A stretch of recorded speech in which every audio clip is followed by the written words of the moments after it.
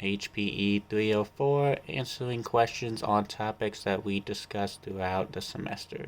So the first question is promote skill-based health education versus traditional content-based health education.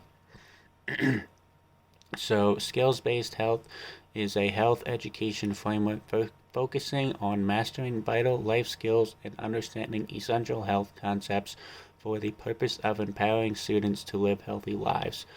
In a skills-based classroom, the focus is on skill acquisition to build students' confidence in their ability to use these skills in real life. Students have opportunities in a skill-based classroom to show that they know how to use vital skills in real life situations and scenarios, which helps the teacher create meaningful learning experiences for their students, empowering them to take leadership in their health education, and happiness.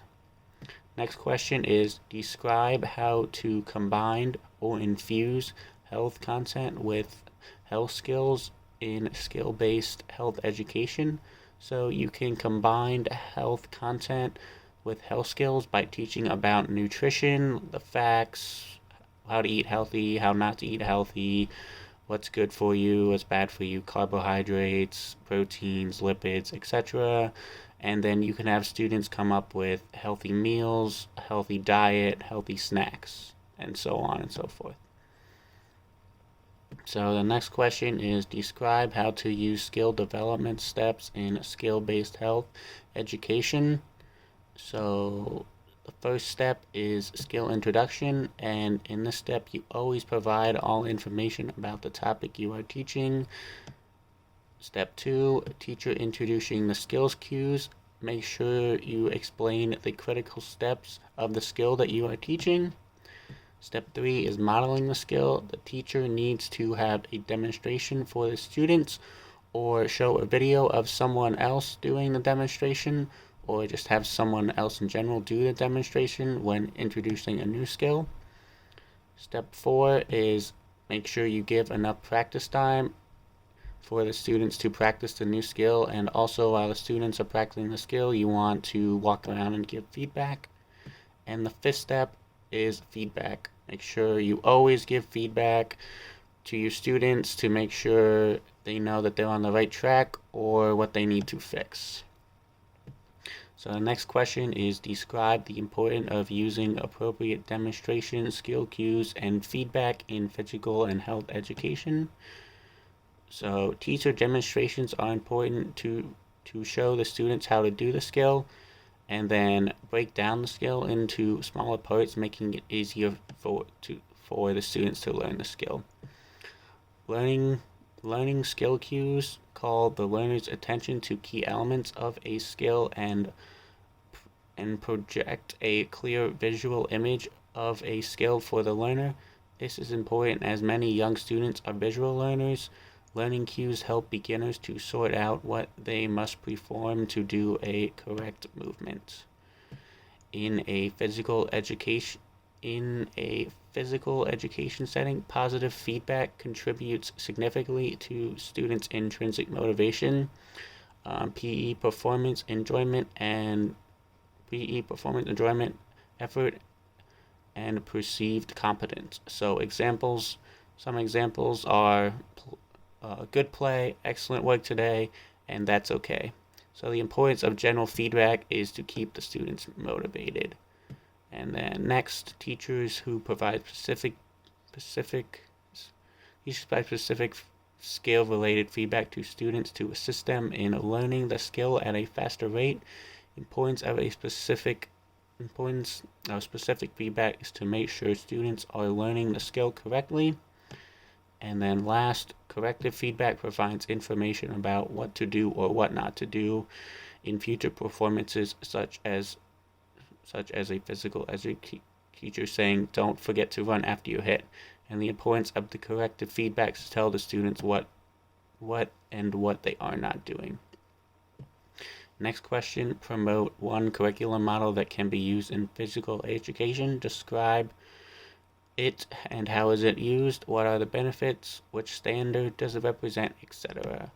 So the model that I chose was the sport education model, and it is commonly used in middle and high school and stimulates regular athletic teams and season, emphasizing skill development, rules of game strategies, and ethic principles related to each sport.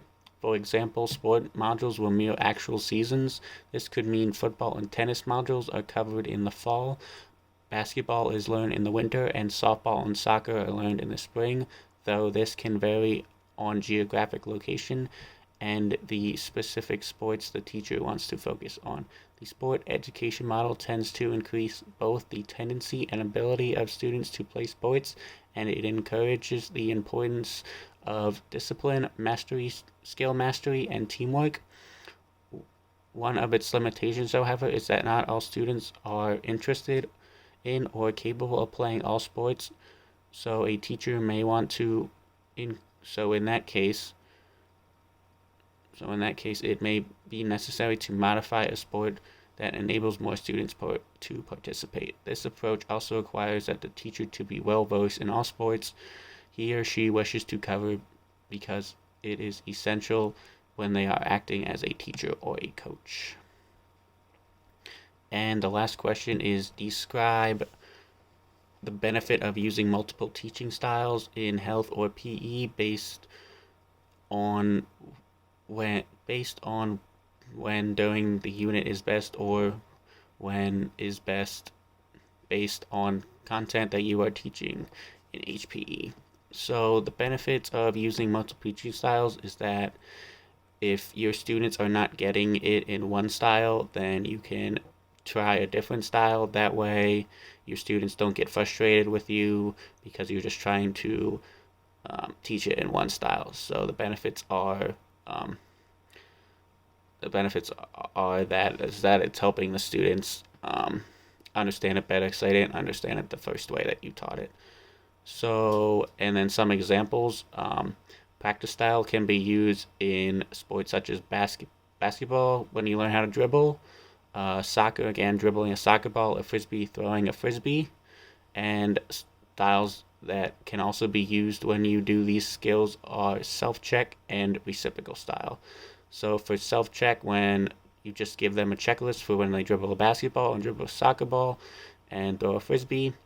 And for reciprocal style, you just pair them up in partners, and you ask the students to make sure that the partners are doing it correctly. And then with guided discovery and divergent styles, you can use the style for like problem solving. So an example would be you give the students a ball, but they give the students a ball and they have to get it to the other side, and it can't hit the ground, and they can't move once they first throw the ball. So the students will be able to move all around the gym at first, put wherever they want, but then once the ball is thrown, they can't move. So again, that would be guided discovery and divergent styles. So with guided discovery, they can come up with ways and ask you questions about, how to get it to the other side. And then divergent style is they just figure it out all on their own. And that's all I got for you. Thank you for listening today.